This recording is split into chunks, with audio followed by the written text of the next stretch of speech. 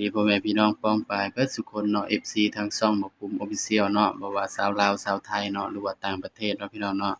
สำหรับมื้อนี้เนาะบ่ปุมก็สิมาตามแนวทางหวยลาวทีวีให้พี่น้องเนาะของงวดวันที่7เนาะพี่น้อง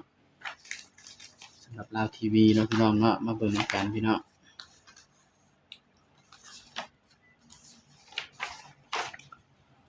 ให้เด่น1พี่น้องลาวทีวีเนาะให้เด่น012เนาะให้เด่น012บัดนี้เบิ่งผลมันออกนำกันพี่น้อง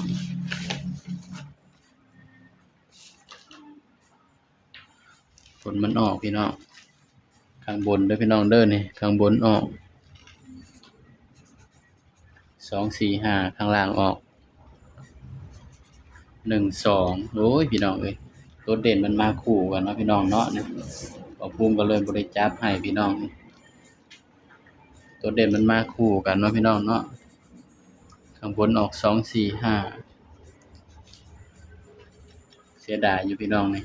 ตัวเด่นมันมาคู่กันเนาะบ่ภูมิเลยบ่ได้จับให้เนาะพี่น้องเนาะนี่ก็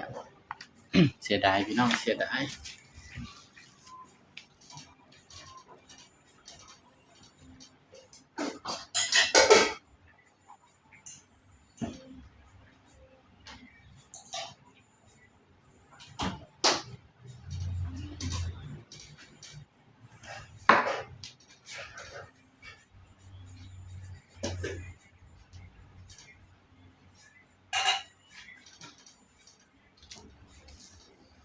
นะ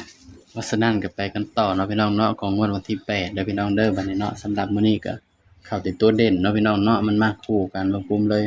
เจาะให้บ่เข้าเนาะพี่น้องเนาะสำหรับลาวทีวีเฮาก็ไปกันต่อเนาะงวดวันที่8มีนาคมเด้อพี่น้องเด้อบัดนี้8มีนาคม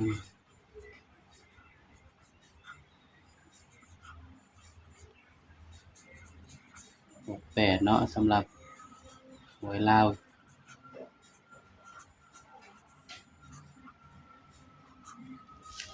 ทีวีเนาะพี่น้องเนาะนี่ FC บอกเขียนตัวใหญ่ๆเพิ่นว่าโอ้ยพี่น้องเอ้ยเขียนถ้าบ่ภูมิใช้มิตินั้นใหญ่เนาะมันก็เปลืองกระดาษนะพี่น้องว่าหยังมันก็ซึมนะพี่น้องมันซึมลงกระดาษเนาะเฮาก็เขียนได้เทื่อเดียวถ้าบ่ภูมิใช้มิติน้อยมันเขียนได้2เทื่อเด้พี่น้องนี่เนาะมาเบิ่งนำกันเนาะสำหรับเรา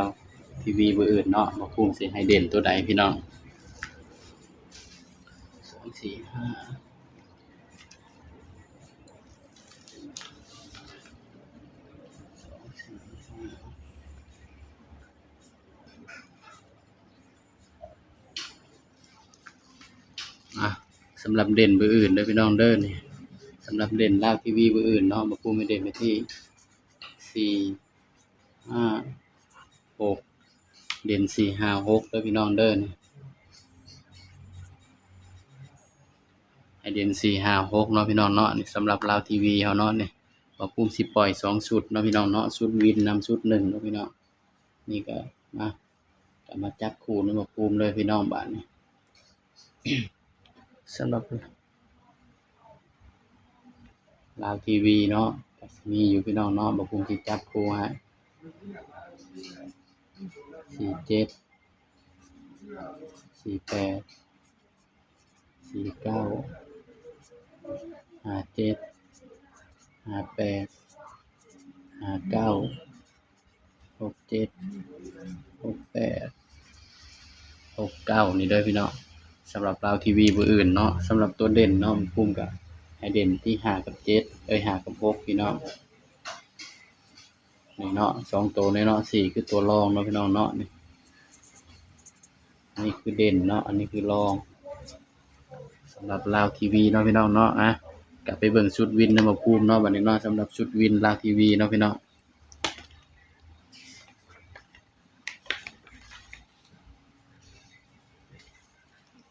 เบิ่งชุดวินนำบ่ภูมิเนาะสำหรับชุดวินลาวทีวีเด้อพี่น้องเด้อนี่คือชุดวินเด้อพี่น้องเพราะว่าหยังชุดวินนี่ก็เข้าดีคือกันพี่น้องมี FC ขอมาเนาะอยากให้บ่ภูมิปล่อยชุดวินนำเนาะพี่น้องเนาะนี่สำหรับชุดวินเนาะ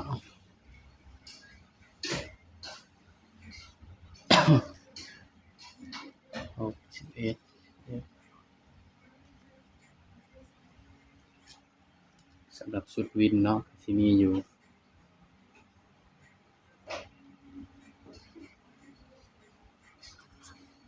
5890เนาะนี่คือชุดวินเด้อพี่น้องเด้อนี่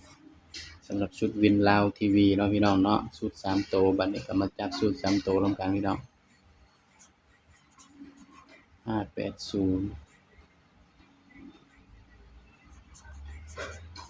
590 890แล้วก็589เนาะพี่น้องเนาะนี่589นำเนาะอย่าลืมไปจับเด้อพี่น้องเด้อนี่ก็เป็นชุด3ตัวเนาะพี่น้องสำหรับชุดวินลาวทีวีเนาะพี่น้องเนาะบัดนี้มาจับชุด2ตัวนำมาปูมพี่น้องบัดนี้50 58สำหรับ5นี่มันก็เข้ากับตรงกับสูตรสูตรตัวเด่นเนาะพี่น้องเนาะ5นี่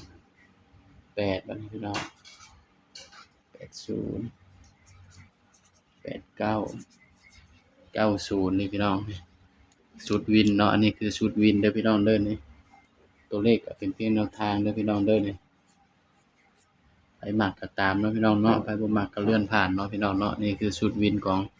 ลาวทีวีเนาะพี่น้องเนาะนี่ของงวดวันที่8เด้อพี่น้องเด้อนี่ชุดวินลาวทีวีเนาะงวดวันที่8เนาะนี่ 85 85 80 590 890 50 58 59 80 89แล้วก็90พี่น้องนี่คือชุดวินเนาะพี่น้องเนาะนี่